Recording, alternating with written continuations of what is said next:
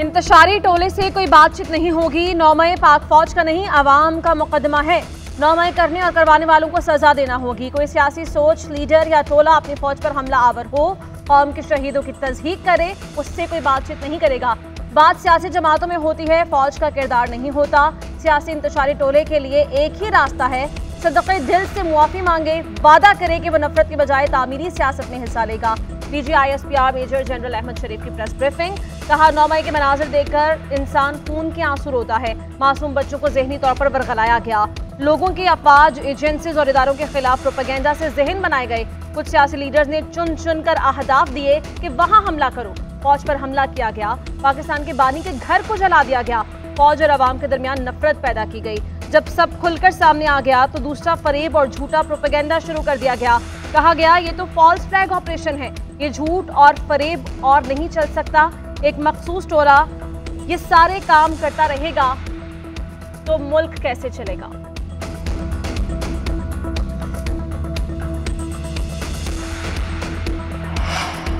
Judicial commission तो उन वाक़यात का बनता है जिनके बारे में कोई अबहाम हो। ये वाक़यात तो तारीख पर हैं, सबके सामने हैं, ये बिल्कुल वाज़े हैं। ये भी वाज़े है कि किस तरह जहन साजी की गई, किस तरह से अहदाफ बनाए गए। उस पर भी कहा गया कि जुडिशल कमीशन बना दो ताकि पता चलाया जाए ये हमला हुआ कि नहीं। DGISPR मेजर जनरल अहमद शरीफ कहते हैं, हम कमीशन के लिए तैयार हैं, लेकिन कमीशन फिर तह तक जाए। कमीशन इस बात का भी अहाता करे कि 2014 के धरने के मकासद क्या थे, किस तरह 2016 में KP के वसाइल से दारुल खिलाफा पर धावा बोला गया। सिविल नाफरमानी, पासपोर्ट और बिजली के बिल जलाने का भी अहाता किया जाए। ये भी देखा जाए कि कैसे IMF को खतूत लिखे बाहर लॉबिंग की गई, फंडिंग कहाँ से आ रही थी और कहाँ जा रही थी। सोशल मीडिया पर इदारों के खिलाफ मुहिम जोई का भी अहाता किया जाए। सऊदी अरब का रजीम चेंज में कोई किरदार नहीं। दोस्त ममालिक से ताल्लुकात ख़राब करना भी आइन के खिलाफ है। बहावलनगर वाक़े पर प्रोपेगेंडा और झूठ का सहारा लिया गया। पंजाब हुकूमत जिम्मेदारों से मुताल्लिक तहकीकात कर रही है। बयानिया बनाया जा रहा है कि 9 मई 8 फरवरी में गुम हो गया। ये बात गलत है कि इस जमात को मिलने वाले सारे वोट फौज के खिलाफ थे। इलेक्शन में पाक फौज की मुदाखलत का कोई सबूत है तो आईनी फोरम पर लाएं। अफवाज पाकिस्तान को सियासत में उलझाना किसी के हक में नहीं। DGISPR मेजर जनरल अहमद शरीफ की प्रेस ब्रीफिंग। कहा, 8 फरवरी को तकरीबन 6.5 करोड़ वोटर्स ने उस दिन वोट कास्ट किया। कुल रजिस्टर्ड वोटों के सिर्फ 31% वोट एक मखसूस पार्टी को मिले। मजमूई आबादी के सिर्फ 8% ने उस मखसूस पार्टी को वोट डाला। मखसूस पार्टी को वोट मिलने का मकसद ये नहीं कि ये वोट 9 मई के हक में था। उस जमात को 1 करोड़ 85 लाख वोट मिले, बाकी वोट दीगर जमातों को मिले हैं। हम किसी खास सियासी सोच को लेकर आगे नहीं बढ़ते। हमारे लिए आवाम की नुमाइंदा तमाम जमातें काबिल एहतराम हैं। झूठ और फरेब को आवाम की मदद से शिकस्त देंगे। फौज में खुद एहतसाबी का खुदकार निज़ाम हर वक्त चल रहा है। फौज के एहतसाब के निज़ाम में किसी किस्म की तफरीक नहीं की जाती। सीनियर्स के लिए हमारा एहतसाब का निज़ाम मजीद सख्त हो जाता है। पाक फौज का दहशतगर्दी के खिलाफ जंग आखिरी दहशतगर्द के खात्मे तक जारी रखने का आज़म। मेजर जनरल अहमद शरीफ ने कहा, दहशतगर्दों का रियासत पाकिस्तान, खुशहाल मुस्तकबिल और दीन इस्लाम से कोई ताल्लुक नहीं। ठोस शवाहिद मौजूद हैं कि अफगान सरजमीन बदअमनी के लिए इस्तेमाल हो रही है। पाकिस्तान ने दहशतगर्दी के जवाब में अफगानिस्तान में दहशतगर्दों की महफूज पनाहगाहों के खिलाफ कार्रवाई की। दहशतगर्दों और उनके सहूलतकारों की सरकोबी के लिए हर हद तक जाएंगे।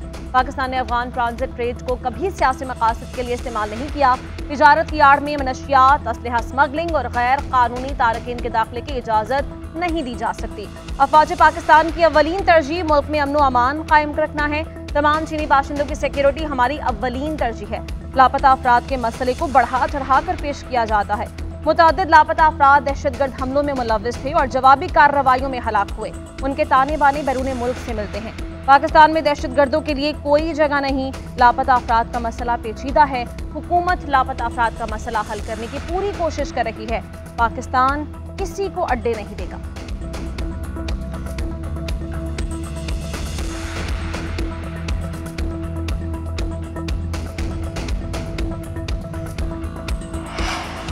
पाक फौज का कश्मीर के मजलूम बासियों की हिमायत का यादा। DGISPR मेजर जनरल अहमद शरीफ कहते हैं कि भारत मकबूजा कश्मीर में इंसानी हुकूक की संगीन खिलाफ वर्जियों में मुलव्विस है। गैर कानूनी ऑपरेशन में कश्मीरियों को कत्ल किया जा रहा है। भारत UN की करारदादों की खिलाफ वर्जी कर रहा है। कश्मीर के साथ भारत आलमी सतह पर भी जराइम में मुलव्विस है। हिंदुस्तान बाकी ममालिक में मावराए रियासत टारगेट किलिंग में मुलव्विस रहा। पाकिस्तान में 2 शहरियों की टारगेट किलिंग में भी भारत मुलव्विस है। सिखों की टारगेट किलिंग में भारत का मुलव्विस होना साबित हो चुका। कंट्रोल लाइन पर भारत की तरफ से खिलाफ वर्जियाँ की गईं। पाक फौज भारतीय जारहियत का मुंह तोड़ जवाब देती रहेगी। फ़लस्तीन के हवाले से भी पाकिस्तान आलमी सतह पर मौसर आवाज़ बनकर उभरा। तमाम मुसलमान ममालिक में मसला फ़लस्तीन पर एक भरपूर आवाज़ पाकिस्तान ने उठाई। आर्मी चीफ ने मसला फ़लस्तीन की भरपूर हिमायत जारी रखने का भी इरादा किया। तहरीक इंसाफ का 9 मई वाक़यात पर जुडिशल कमीशन बनाने का मुतालबा। चेयरमैन PTI बैरिस्टर गौहर कहते हैं बानी PTI का मकसद ऐसा नहीं था कि अमेरिका से ताल्लुक खराब किया जाए। बानी को अमेरिकी सफ़ीर से मुलाकात का बताया तो उन्होंने इत्मीनान का इजहार किया। शेर अफजल मरवत को अडियाला जेल के अंदर जाने नहीं दिया गया। अदलिया से दरख्वास्त करते हैं कि इलेक्शन कमीशन की दरख्वास्तों पर समाअत हो, बाकी दरख्वास्तों पर भी बेंच बनाया जाए ताकि फैसला हो सके। यकीन है कि किसी भी पार्टी को जीती सीट से ज्यादा सीटें नहीं दी जाएंगी और हमें इंसाफ मिलेगा।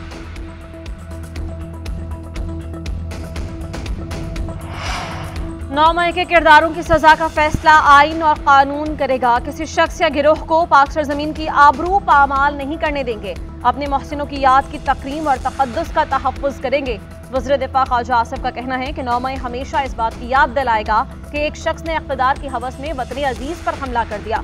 जो कुछ हुआ इसका तस्वुर हमारे बदतरीन और असली दुश्मन भी नहीं कर सकते। पाक फौज की तनसीबात और शोहदा की यादगारों को निशाना बनाया गया। एक सोचे समझे मंसूबे पर अमल किया गया। 9 मई वालों के चेहरे पाकिस्तानी अवाम की याददाश्त पर नक्श है।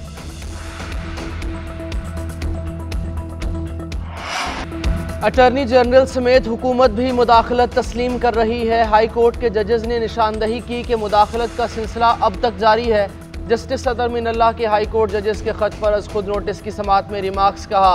2018-19 में हाई कोर्ट्स का सबसे बड़ा चैलेंज सुप्रीम कोर्ट का खामोशी इख्तियार करना था।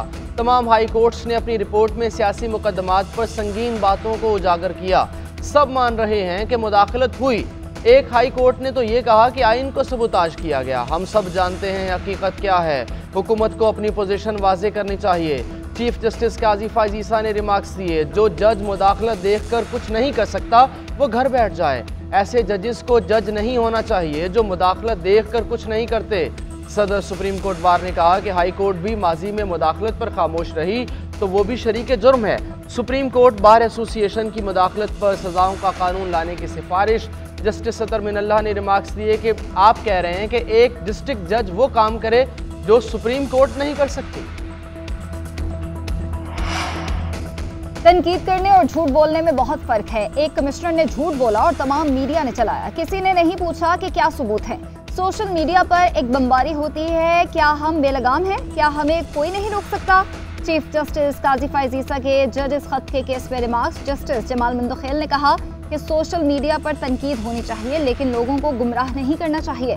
मुझसे भी राब्ता करने की कोशिश की गई, मैं दबाव में नहीं आया। जज को मजबूत होना चाहिए और साथ तहफ़्फ़ुज़ के लिए एक निज़ाम भी होना चाहिए। जस्टिस मंसूर अली शाह ने कहा कि कोई ऐसा सिस्टम होना चाहिए कि कुछ हो जाए तो सब जज इकट्ठे हो जाए। सब जजेस इकट्ठे हो जाए तो कोई कुछ नहीं कर सकता। कोई सिविल जज को जूता मार दे तो कहा जाता है मुकमुका कर ले।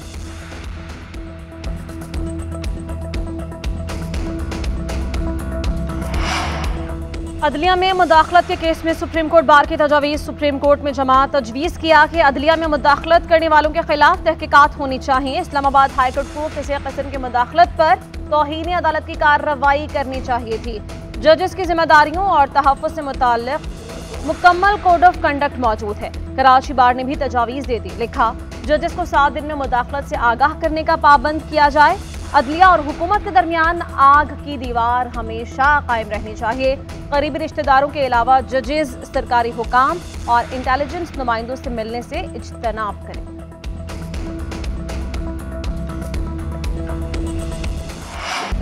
सऊदी वफ्द का दौरा कामयाब रहा। मुतल्लिका तमाम वज़रा और हुकाम को मुबारकबाद देता हूँ। सऊदी तिजारती वफ्द ने मेहमान नवाजी का खुले दिल से एतराफ़ किया। वज़ीर आज़म शहबाज शरीफ की वफाकी काबीना के इजलास में गुफ्तगू। कहा, वफ्द के सरबराह ने बताया कि हम इंतहाई मुतमईन और खुशी के साथ वापस जा रहे हैं। जाकर बताएंगे कि पाकिस्तान में एक नया दौर देखा है। गैर मुल्की मेहमान की तारीफ से दिल खुशी से बाग बाग हो गया। जापानी ताजरों से गुफ्तगू में वज़ीर आज़म ने कहा, पाकिस्तान में इलेक्ट्रिक गाड़ियों की सनत में सरमायाकारी के वसी मौके मौजूद हैं। बेहतरीन टेक्नोलॉजी की हामिल जापानी कंपनीज फ़ायदा उठा सकती हैं।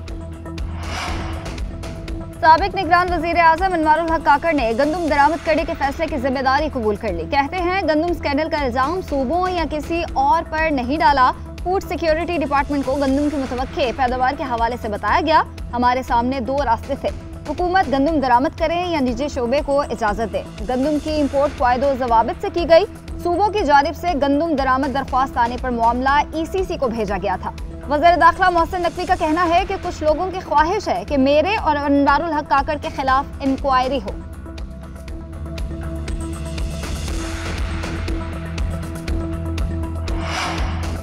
गंदम स्कैंडल में जो भी मुलविस पाया गया उसे सजा मिलेगी। गंदम का मसला पिछले साल क्यों नहीं हुआ? वज़ीर आला सिंध मुराद अली शाह कहते हैं, मुल्क की बेहतरी सबसे पहले सोची जाए। हालात अच्छे हैं या बुरे, इस पर बहस नहीं करना चाहता। दिसंबर 2023 के बाद से हालात ज्यादा खराब होना शुरू हुए।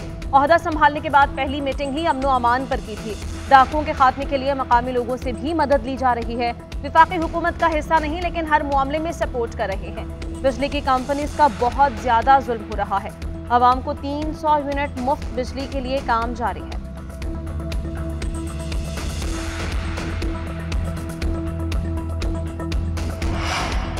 मुल्क खैरात से नहीं टैक्स से चलते हैं। मुल्क चलाने के लिए टैक्स के निज़ाम को मुस्तहकम करना ज़रूरी है। ये नहीं हो सकता कि हम सिर्फ एक तबके पर टैक्स लागू कर दें। पेंशन के अखराजात को काबू में लाने के लिए इक़दामात करना होंगे। वज़ीर ख़जाना मोहम्मद औरंगज़ेब की न्यूज़ कॉन्फ्रेंस। कहा, महंगाई अब 17% पर आ चुकी, जो बतदरीज मज़ीद कम होगी। तजारती खसारा काबू में है। करेंसी मुस्तहकम और सरमायाकारों का एतमाद बढ़ता जा रहा है। सऊदी वफ्द के साथ बिजनेस टू बिजनेस मुज़ाकरात हुए। IMF का प्रोग्राम पाकिस्तान के फ़ायदे के लिए है। अगले 7 से 10 दिन में IMF का मिशन पाकिस्तान आएगा। वज़ीर क़ानून आज़म नज़ीर तारड़ कहते हैं कि सियासी इस्तेहकाम मुआशी इस्तेहकाम से जुड़ा है। पेंशन रिफॉर्म्स पर बात हो रही है। सालाना अखराजात का बहुत बड़ा हिस्सा रिटायर्ड मुलाजमीन की पेंशन में निकल जाता है। अता तारड़ बोले, पेंशन इस्लाहात के लिए कमेटी बना दी है जो तजावीज़ पर गौर करेगी। तरक्याती प्रोजेक्ट्स में ताख़ीर नहीं होनी चाहिए। मंसूबों की बरवक्त तकमील के लिए दिन रात मेहनत की जाए। वज़ीर आला पंजाब मरीम नवाज का प्लानिंग एंड डेवलपमेंट बोर्ड में इजलास में इजहार ख्याल। कहा, हेल्थ प्रोजेक्ट्स की बरवक्त तकमील पर पूरी तवज्जो दी जाए। सरगोदा में Nawaz Sharif institute of cardiology का OPD दिसंबर 2025 में खोलने का हुक्म। वज़ीर आला की ज़ेर सदारत एक और इजलास। Punjab central business district authority के प्रोजेक्ट से मुतालिक तफसीली ब्रीफ किया गया। IT सिटी के लिए चीन, जनूबी कोरिया और सऊदी अरब की कंपनी से डील फाइनल करने की हिदायत की गई। पंजाब के 8 शहरों में CBD बिजनेस सेंटर कायम करने पर इत्तफाक। पंजाब में रियल एस्टेट इन्वेस्टमेंट ट्रस्ट के क़याम के लिए कानून साजी का फैसला।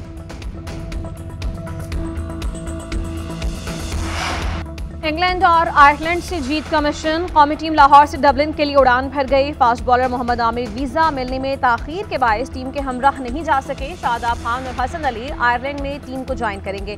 पाकिस्तान और आयरलैंड के दरमियान 3 T20 मैचेस की सीरीज होंगी। पहला मैच 10, दूसरा 12 और तीसरा 14 मई को खेला जाएगा। आयरलैंड से सीरीज मुकम्मल होने के बाद टीम इंग्लैंड जाएगी। 4 T20 मैचेस खेले जाएंगे।